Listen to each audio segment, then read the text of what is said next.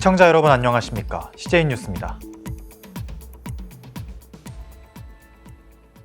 시민들의 이동간 편의를 위해 전국에 보급된 공유 킥보드 사업이 관리 대책이 미흡해 도로 위에 장애물 취급을 받고 있습니다.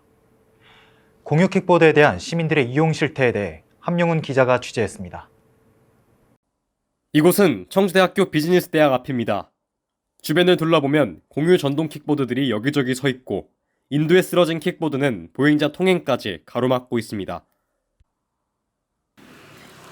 저도 넘어진 킥보드들 때문에 넘어질 뻔한 적이 많았고, 그리고 도시 미관에도 안 좋아서 빨리 해결 방안을 찾았으면 하는 바람이 있습니다. 무분별하게 주정차된 킥보드에 시민들은 불편함을 토로했습니다. 사람들의 편의를 위한 이동수단은 눈살을 찌푸리게 만드는 도로 위의 장애물이 된 지 오래입니다. 이를 증명하듯 지난해부터 올 상반기까지 청주시에 접수된 개인형 이동장치의 무단방치 관련 민원은 300건을 넘어섰습니다. 방치되는 전동 킥보드를 바라보는 시민들의 시선이 곱지 않은 가운데 주정차 관리 등 민간 운영업체의 관리 의무를 강화하는 자치단체가 늘고 있습니다. 대구광역시는 지난 3월 관련 조례를 통해 민원이 접수된 전동 킥보드를 직접 수거하고 그 비용을 업체로부터 징수하는 등 전반적으로 사업자의 처벌은 아니더라도 과태료를 부과하면서 책임을 전적으로 묻고 있는 추세입니다. 하지만 이렇게 업체에게만 책임을 지게 하는 것은 잘못되었다는 의견도 있습니다. 비단 업체들만이 아니라 이용자들에게도 문제가 있다 생각해요. 인식 개선이 좀 필요해 보입니다. 전동 킥보드들의 관리 부실로 인한 사건 사고가 사회 문제로 대두되고 있는 만큼 하루빨리 적절한 관리 방안 마련과 사용자의 인식 개선이 필요할 것으로 보입니다. CJ 뉴스 함영훈입니다. 청주대학교가 변화하는 학습 환경에 맞춰 수준 높은 교육을 제공하기 위해 하이플렉스 강의실을 구축했습니다.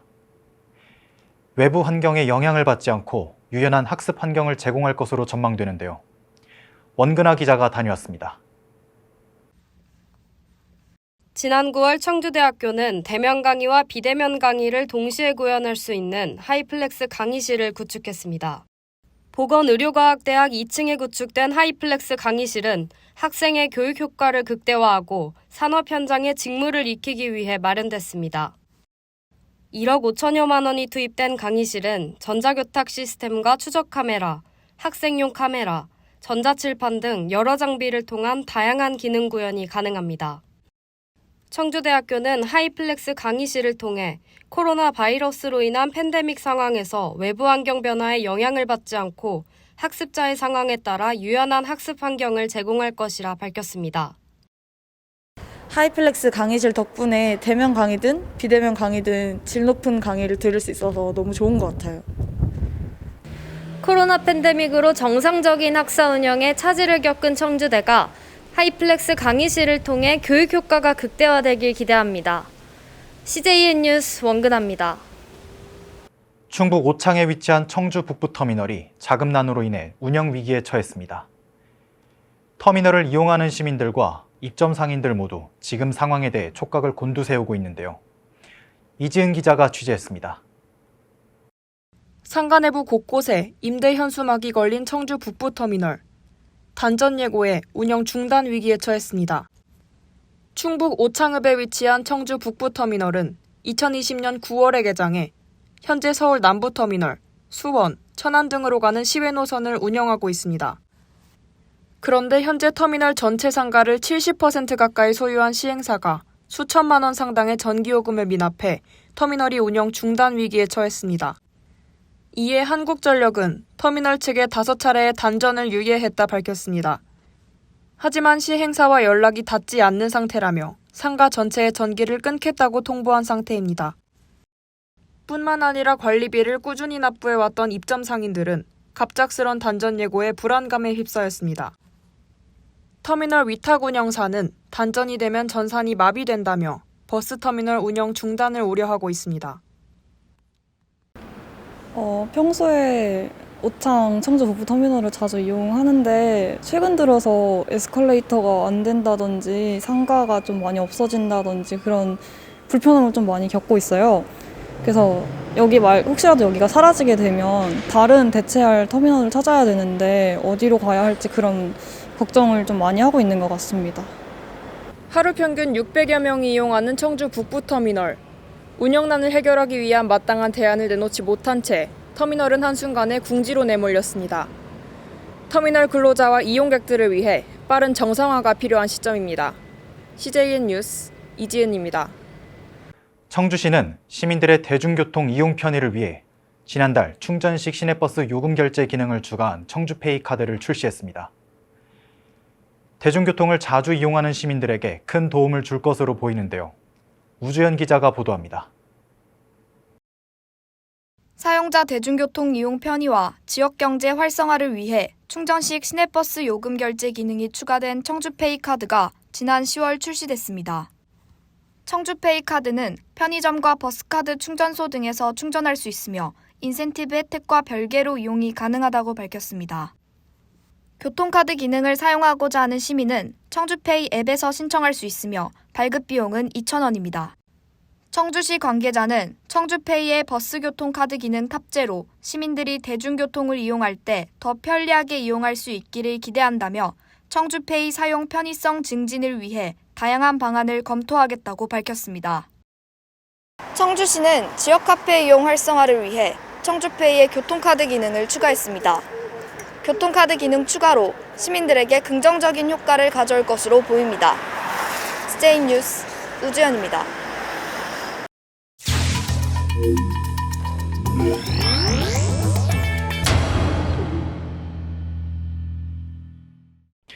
시사인 뉴스입니다.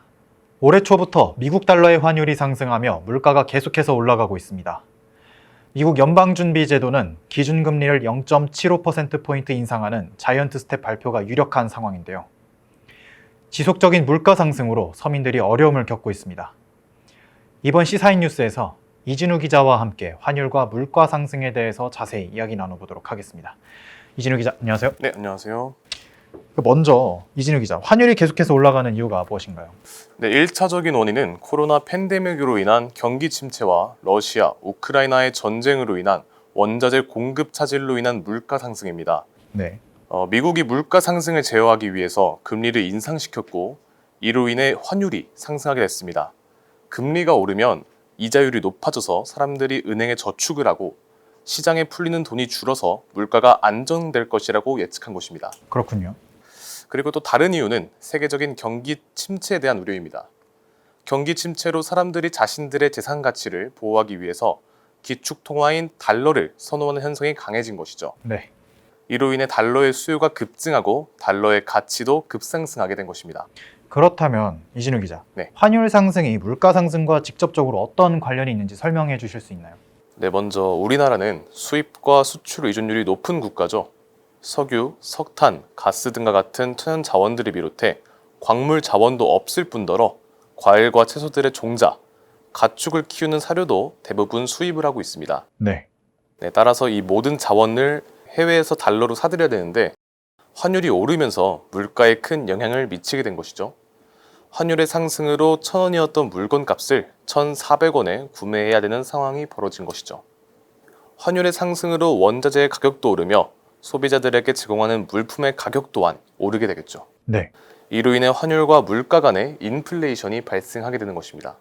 이렇게 해서 환율과 물가 간의 인플레이션이 발생을 하게 되는 것이군요. 그렇다면 이런 환율 상승을 방어하기 위한 정부의 대응책이 있을까요? 먼저 한국은행은 환율 상승에 대한 대응에 집중을 하고 있는데요.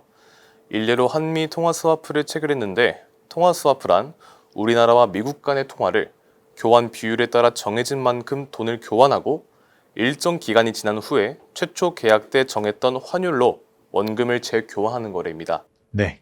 이는 앞서 말했던 외화 보유고에서 풀었던 달러의 손실을 막고자 하기 위함입니다. 그렇군요. 네, 그리고 국민연금과 한국은행이 14년 만에 추진하는 스와프라고도 하는데요. 국민연금 측이 달러를 한국은행으로부터 빌려오고 그 대신에 원화를 한국은행에 빌려주는 방식으로 통화 스와프를 체결하게 되었습니다. 네, 하지만 이 역시도 근본적인 해결책은 아니라는 분석이 있는데요. 내년 상반기까지 물가 상승률이 오를 것으로 전망되는 만큼 상황을 계속해서 지켜봐야 될 것 같습니다. 네, 알겠습니다. 금리 인상으로 인한 물가 상승으로 소비자들의 근심이 나날이 증가하고 있는데 이 보릿고개를 극복하고 물가가 빨리 안정되는 날이 오면 좋겠습니다. 네, 맞습니다. 환율과 물가의 안정은 곧 민생의 안정과도 연결되는 만큼 하루빨리 희망적인 전망이 들려오면 좋겠습니다. 네, 이준혁 기자 감사합니다. 네, 감사합니다.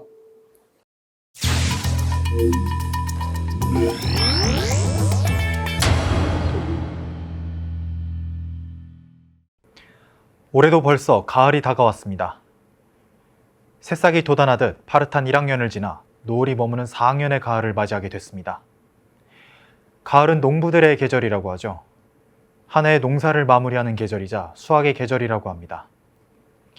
여러분의 올 한 해는 어떠셨습니까? 4년이란 뜻깊은 시간을 좋은 사람들과 보낼 수 있었던 것, 그것이 저의 큰 수확이었습니다. 이상으로 CJ 뉴스를 마치겠습니다. 시청해주신 여러분 감사합니다.